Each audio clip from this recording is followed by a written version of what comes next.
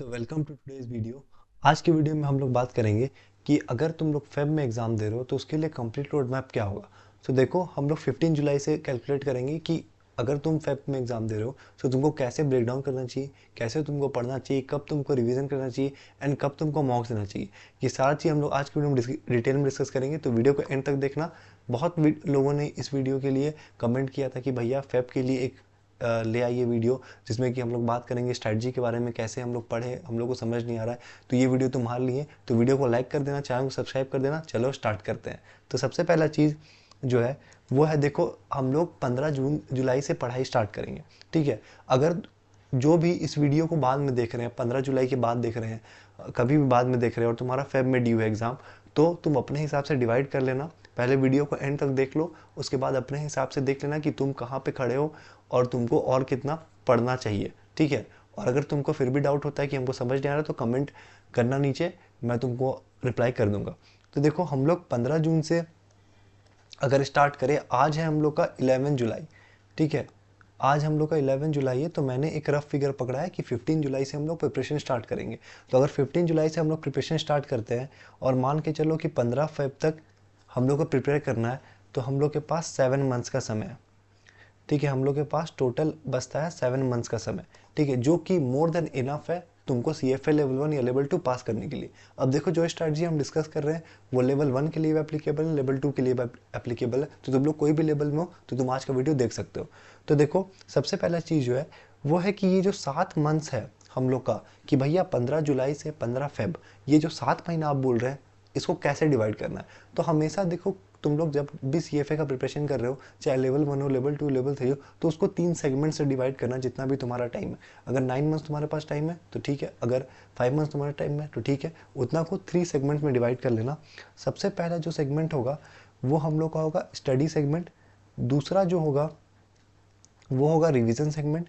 And तीसरा जो होगा वो होगा मॉक सेगमेंट। अब देखो, बहुत लोगों को ये लगता है कि भैया मॉक्स तो रिवीजन के अंदर ही आ गए, तो आप अलग से क्यों ले रहे हैं मॉक्स को। देखो, मॉक्स को इसीलिए अलग से लेना जरूरी है क्योंकि बहुत लोग इसको रिवीजन में ही ले लेते हैं और उसके बाद लास्ट लास्ट में रिवीजन करते करते वो लोग पास टाइम ही नहीं बचता है। फिर वो लोग हड़बड़ हड़बड़ जाके 1-2 मॉक दे के एग्जाम देने जाते हैं। तो वैसा हम लोग को नहीं करना है। इसीलिए मॉक्स को मैंने अलग से एक सेगमेंट दिया है, ताकि तुम लोग भी उसको उतना रिस्पेक्ट दो जितना मैं देता हूँ कि हाँ भैया, मॉक्स देना बहुत ज़रूरी है CFA पास करने के लिए। ठीक है। तो इसीलिए पहला स्टडी, फिर रिवीजन एंड मॉक्स, इस इन 3 में हम लोग डिवाइड करेंगे अपना टाइम, जो 7 मंथ्स होगा वो। अब देखो, अगर तुम लोग ऑलरेडी पढ़ चुके हो, हम आज के वीडियो में डिस्कस करने वाले हैं कि अगर तुम लोग कुछ नहीं पढ़े हो, तुम लोग वैसे स्टूडेंट जो अभी तक पढ़ाई स्टार्ट नहीं किए हो, तब तुम कैसे कर सकते हो। अगर तुम ऑलरेडी पढ़ चुके हो अभी तक तो अच्छा है, तुम एडवांटेज में हो। तो इसके आगे जितना भी तुम कर लिए उसके आगे तुम पढ़ सकते हो, जो हम लोग डिस्कस कर रहे हैं। अब देखो, सबसे पहली चीज़ है स्टडी। अब स्टडी में हम लोग क्या करना है कि फर्स्ट 30 डेज, अब हम लोग का 15 जुलाई से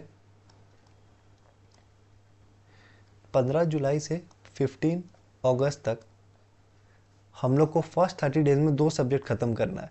एक है QM और दूसरा है इकोनॉमिक्स। अब देखो, QM एंड इकोनॉमिक्स हमेशा मैं करने बोलता हूँ इससे, क्यों?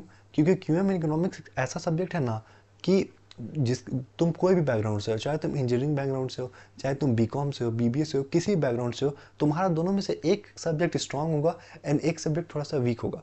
जैसे तुम इंजीनियरिंग बैकग्राउंड से हो तो तुम QM तुम्हारा स्ट्रांग होगा क्योंकि तुम स्टैटिस्टिक्स करके आओ। वैसे ही तुम्हारा इकोनॉमिक्स थोड़ा सा वीक होगा एज कम्पेयर टू QM। और वही अगर तुम BCom बैकग्राउंड से हो या तुम कोई कॉमर्स बैकग्राउंड से हो तो तुम्हारा थोड़ा सा स्टैटिस्टिक्स वीक होगा। अब देखो, स्टैटिस्टिक्स क्यों वीक होगा मैं बोल रहा हूँ, क्योंकि यहाँ पे वो वाला स्टैटिस्टिक्स नहीं है कि मीन मीडियन मोड हम लोग कैलकुलेट करते थे, भैया वो है क्या, नहीं, वो वाला स्टैटिस्टिक्स नहीं है। उसके और ऊपर है हाई क्लास है।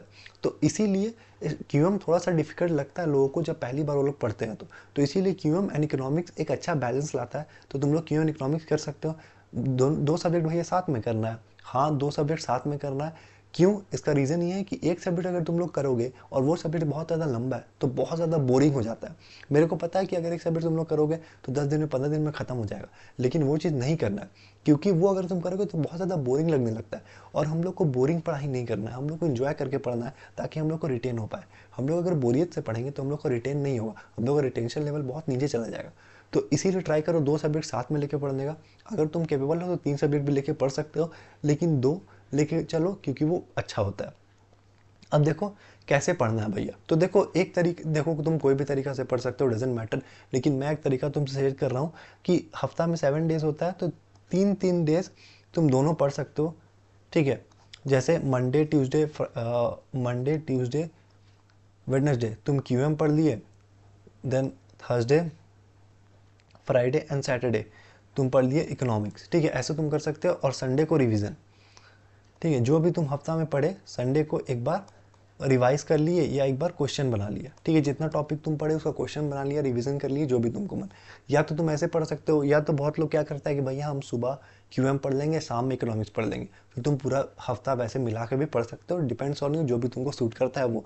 लेकिन हम लोग को मेन एम हम लोग क्या है कि 30 डेज में हम लोग का ये दोनों सब्जेक्ट खत्म हो जाना चाहिए, मतलब 15 अगस्त तक तुम्हारा ये दोनों सब्जेक्ट खत्म हो जाना चाहिए, विथ ट्राई करना कि एक टाइम कैंडिडेट रिसोर्सेज खत्म हो पाए, ठीक है। अब देखो बहुत लोग इसमें कमेंट करेंगे, हो सकता है कि भैया इतना कम टाइम में कैसे होता है, क्यूएम तो इतना बड़ा सब्जेक्ट है, कैसे हो जाएगा इतना कम टाइम में।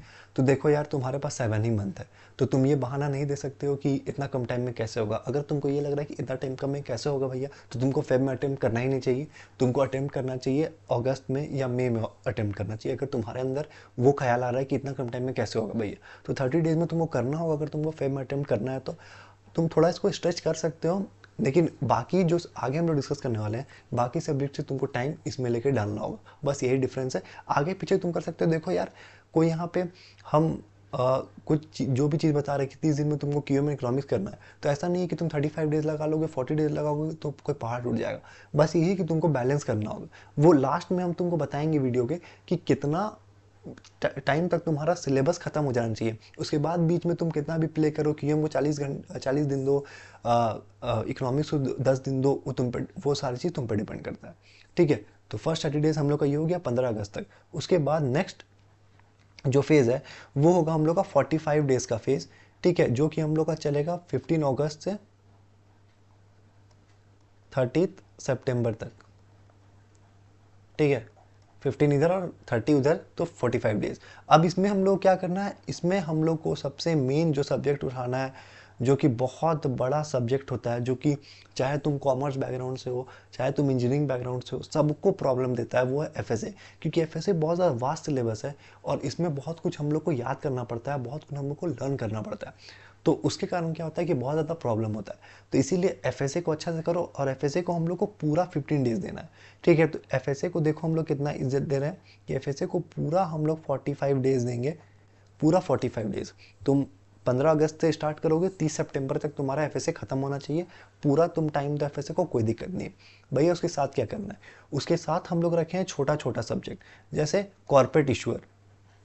अब देखो यार मैंने यहाँ पे फुल फॉर्म नहीं लिखा है, मेरे को इतना पता है कि तुम लोग जो भी सीएफए का प्रिपरेशन कर रहे होगे वो लोग तो सब्जेक्ट का नाम जानते ही होगे, फिर भी मैं बोल फुल फॉर्म रहा हूँ, मैंने यहाँ लिखा नहीं है फुल फॉर्म, ठीक है। तो कॉर्पोरेट इशूअर, अब कॉर्पोरेट इशूअर इसके साथ तुम करना, ठीक है। जैसे हम लोग इकोनॉमिक्स किए ना, वैसे ही सेम कॉर्पोरेट इशूअर तुमको इसके साथ करना है।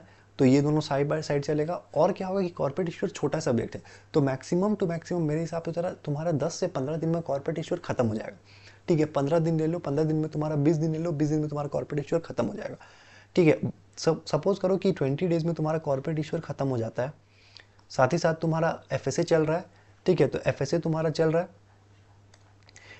एफएसए तुम्हारा चल रहा है और कॉर्पोरेट इशूअर तुम्हारा 20 दिन में खत्म हो गया, तो बचा तुम्हारा 25 डेज, और वो बचा हुआ 25 डेज में तुम एआई कर लेना। एआई क्या है भैया, एआई है ऑल्टरनेट इन्वेस्टमेंट, ठीक है। Alternate investment, private equity, hedge funds, commodities, ये सारा चीज़ जो होता है वो आता है हेज फंड्स में, रियल एस्टेट, ये सारी चीज़ आता है हेज फंड में, तो वो हो गया ऑल्टरनेट इन्वेस्टमेंट।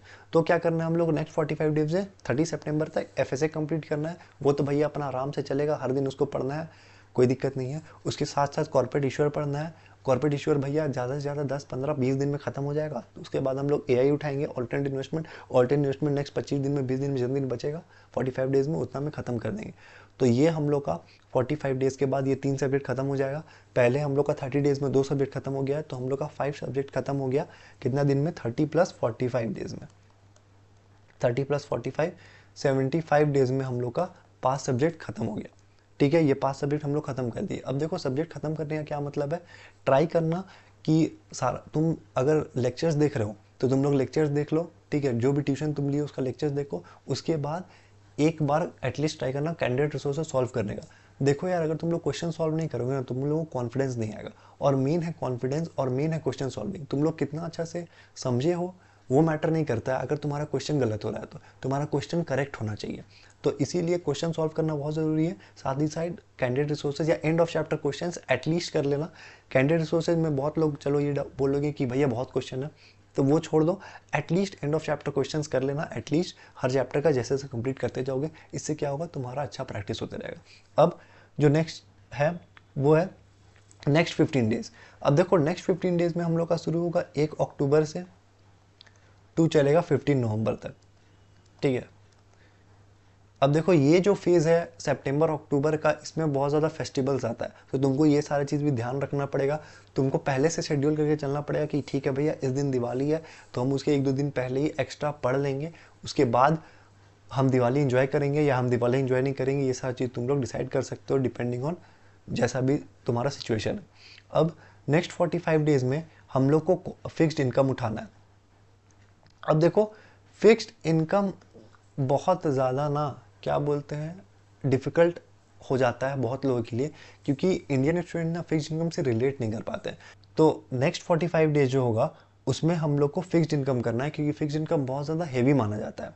अब देखो यहाँ पे तुम लोग जो हम लोग पिछला 45 डेज़ का बात किए, ठीक है, ऊपर में जो हम लोग 45 डेज़ का बात किए उसमें और इसमें तुम लोग इंटरचेंज कर सकते हो। मतलब कि अगर तुम लोग चाहो तो फिक्स्ड इनकम और डेरिवेटिव तुम लोग पहले पढ़ सकते हो, और नेक्स्ट 45 डेज़ में मतलब कि हम लोग 15 अगस्त से 30 सितंबर तक तुम लोग पढ़ सकते हो फिक्स्ड इनकम डेरिवेटिव।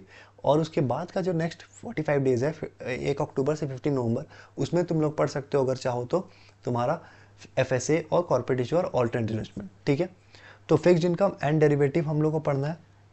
अब देखो याद रखना कि फिक्स्ड इनकम एंड डेरिवेटिव साथ में चालू करना है और साथ में पढ़ना है। और अगर तुम्हारा फॉर एग्जांपल प्रीवियस 45 डेज में ऑल्टरनेट इन्वेस्टमेंट नहीं हुआ होगा, अगर नहीं हुआ होगा तो यहाँ पे तुम लोग ऑल्टरनेट इन्वेस्टमेंट को भी थोड़ा कवर कर सकते हो, अगर 2-4 दिन 5 दिन आगे पीछे हो गया बचा हुआ है तो, ठीक है।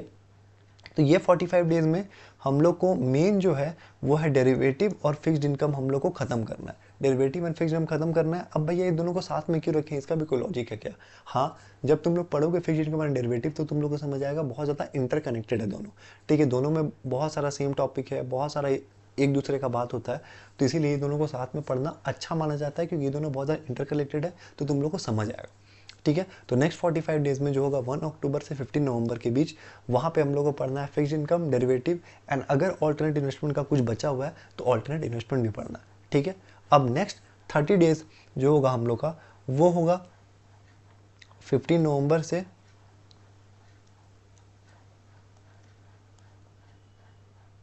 31 या 30 दिसंबर तक, ठीक है, 30 दिसंबर तक ये होगा हम लोग का मतलब कि ये हो गया 45 डेज, सॉरी ये हो गया 45 डेज।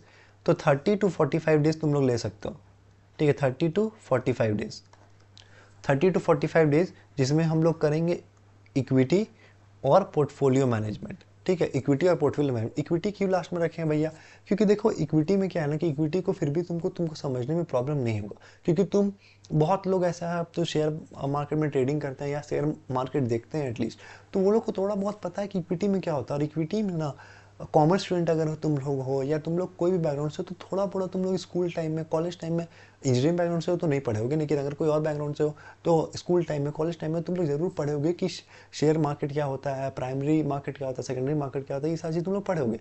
वो सारा चीज़ इसमें है नहीं वैसा डिटेल में, लेकिन तुमको फिर भी समझ आता है कि इक्विटी शेयर होल्डर क्या होता है, इक्विटी क्या होता है, तो इसीलिए इक्विटी तुम कर सकते हो लास्ट में। और उसके बाद लास्ट में पोर्टफोलियो मैनेजमेंट। पोर्टफोलियो मैनेजमेंट है कि हम लोग इक्विटी, बॉन्ड्स, ऑल्टरनेट इन्वेस्टमेंट, ये सारा चीज़ मिला के कैसे हम लोग एक पोर्टफोलियो बनाते हैं, ठीक है, वो सारी चीज़ें पोर्टफोलियो मैनेजमेंट में। तो लास्ट का जो 30-45 डेज होगा उसमें तुम लोग इक्विटी एंड पोर्टफोलियो मैनेजमेंट कर सकते हो। अब देखो हम लोग का 9 सब्जेक्ट पूरा हो गया, कैसे, क्यूएम और इकोनॉमिक्स, ठीक है। देन हम लोग किए FSA, corporate issuer, alternate investment 5 subject. Then हम लोग किए फिक्स्ड इनकम, डेरिवेटिव के बाद equity and debt portfolio management. तो ये हम लोग का 9 सब्जेक्ट हो गया। एक बाकी जो होता है एथिक्स, एक एथिक्स बचा हुआ है। अब देखो यहाँ पे क्या है ना कि तुम लोग को equity portfolio management 30 to 45 days लेना है, जितना भी तुम लोग को लगेगा लेने में लो। मैक्स टू मैक्स मेरा सुनो और 31 दिसंबर तक अपना सिलेबस ख़त्म कर दो। ठीक है, ये चीज़ लिख लो, नोट्स बनाते रहना, क्योंकि नोट्स बनाओगे तभी याद रहेगा क्या मैंने डिस्कस किया है। तो 15 तुम्हारा दिसंबर से 31 दिसंबर के बीच में तुमको पूरा सिलेबस ख़त्म कर देना है। ठीक है, कंप्लीट कर देना सिलेबस एक्सेप्ट एथिक्स। ये भी सुन लो, ये हम नेक्स्ट पेज में लिखते हैं। ठीक है, कि तुमको 15 दिसंबर से 31 दिसंबर complete syllabus with one time question solving. अब देखो, क्वेश्चन सॉल्विंग में तुम कुछ भी कर सकते हो, या तो तुम एक काम कर सकते हो कि अगर तुमको लग रहा है कि कैंडिडेट में बहुत सारे क्वेश्चन है, तो तुम इतना करो कि at least end of chapter questions कर लो, at least end of chapter questions. ठीक है, end of chapter questions at least कर लो, तो तुम्हारा क्या होगा, एटलीस्ट तुमको एक रिदम मिल जाएगा, क्वेश्चंस कैसे सॉल्व हो रहा है ये तुमको पता चल जाएगा। तो ये हो गया 15 से 31 दिसंबर। अब भैया एथिक्स क्या करना है? अब देखो, 1 जनवरी से या 15 दिसंबर जब भी तुम्हारा सिलेबस खत्म होता है, 9 सब्जेक्ट जब तुम्हारा खत्म होता है, उसके बाद हम लोग का एथिक्स शुरू होगा। तो अगर सपोज करो तुम्हारा 31 दिसंबर को खत्म हुआ, तो एथिक्स 1 जैन से शुरू होगा, और वो जब तक तुम्हारा एग्जाम है, एग्जाम डेट, ठीक है, तब तक तुम एथिक्स पढ़ोगे।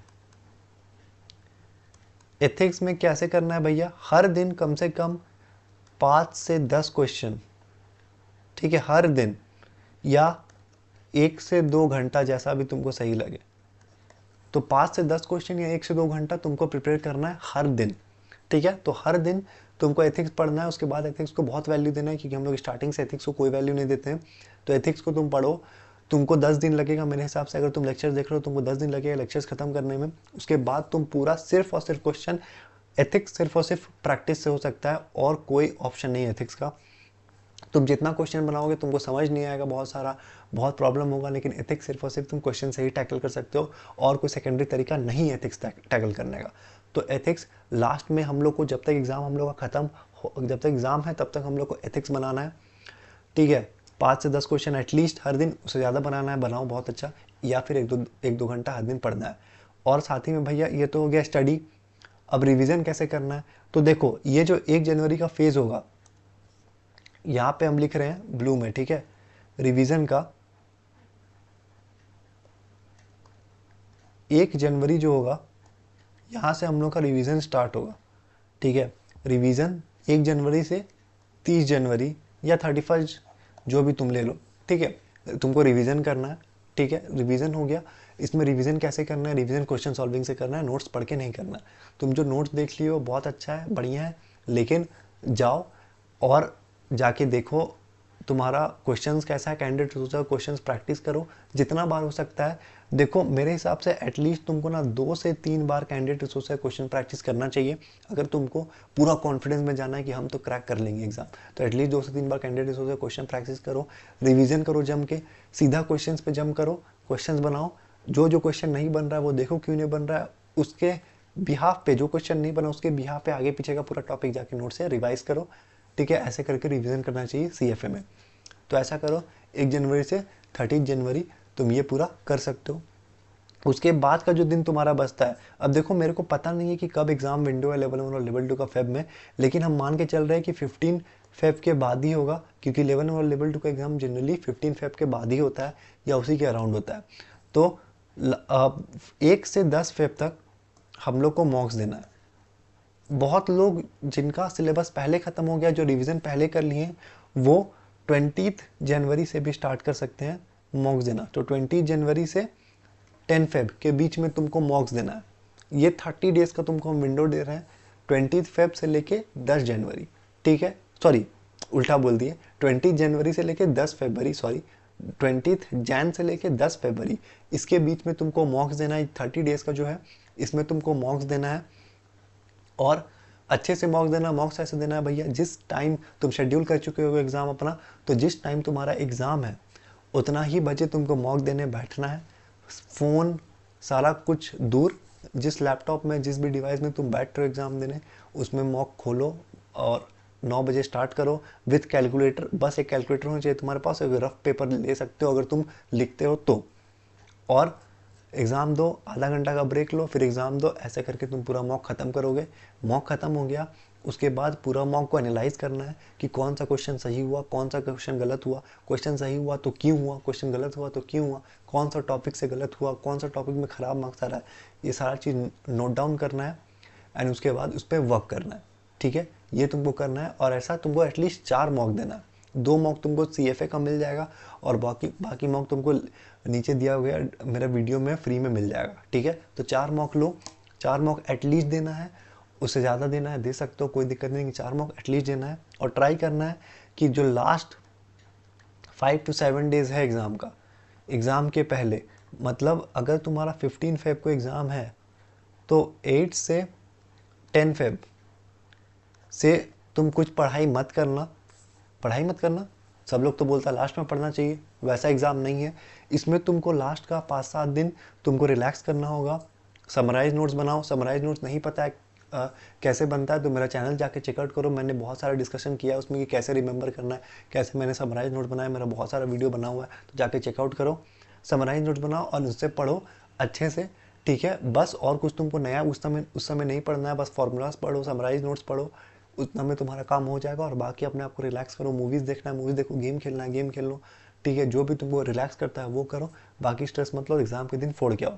और वीडियो पसंद आया हो तो मेरे को कमेंट्स में बताना तुम लोग को वीडियो कैसा लगा हो, पसंद आया हो तो लाइक कर देना। और हाँ, एक और बात, अगर तुमको सेशन पसंद आया हो और तुमको चाहिए कि तुमको पर्सनलाइज कॉल चाहिए कि भैया आप मेरे को बैठा के ऐसे बताइए जैसे हम लोग वीडियो में डिटेल में डिस्कस किए हैं, इससे ज़्यादा अच्छा डिस्कस करें भैया कि हमको बताइए कि मेरे हिसाब से मेरा कॉलेज है, मेरा ट्यूशन है, मेरा जॉब है, हम कैसे प्रिपेयर करें भैया, हमको नहीं समझ आ रहा है, हम क्या करें। तो डिटेल में तुमको हम बताएंगे 1-on-1 कॉल पे, तो तुम नीचे दिया हुआ लिंक से कॉल बुक कर सकते हो अगर तुम चाहते हो तो। और बाकी तुम्हारा कोई भी डाउट हो तो बिंदास कमेंट सेक्शन में पूछो, मैं उसका रिप्लाई कर दूंगा। और तुम्हारा कोई भी सजेशन हो कि भैया अगला वीडियो इस पे ले आइए, हमको इस पे प्रॉब्लम है, या कुछ भी वैसा सजेशन हो तो तुम उसको भी कमेंट में पूछ सकते हो। और बाकी चैनल को सब्सक्राइब कर दो, जिसको भी इससे फ़ायदा होता है उसको भेज दो यार, लाइक कर देना वीडियो अगर पसंद आया हो तो। तब तक के लिए साइनिंग ऑफ।